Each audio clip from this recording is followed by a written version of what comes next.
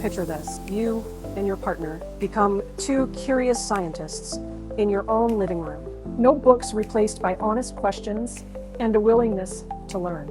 I'll be your tour guide for 3 brisk minutes. Clear and a little bit thrilling because knowledge often is. The concept of money. First up, from that, the classic stages of female sexual response. Desire, arousal, plateau, orgasm, resolution are useful, but many people experience them in loops, not lines. Dr. Rosemary Basson showed us that emotional closeness, Context and responsive touch can start the whole process. So remember, desire can follow arousal. That matters when you plan intimacy.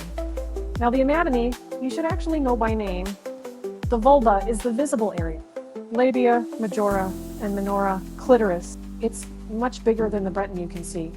The vestibule and the vaginal opening.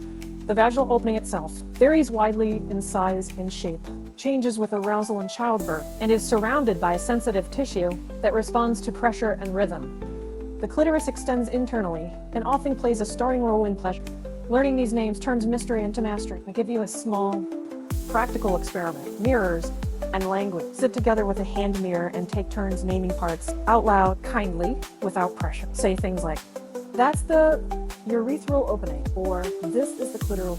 Hearing ordinary words removes taboo and increases curiosity. Add a second step. Ask, "How does this touch feel?" And listen, really listen. That conversation is more erotic in the long run than any technique learned by rote. Lubrication matters. Natural lubrication varies by stress and excitement. Water-based lubricants are safe with condoms and toys. Silicone lubricants last longer. If something feels dry or uncomfortable, use lube. Comfort equals better learning and more pleasure. A word on fellatio. It's common, consensual intimacy for many couples.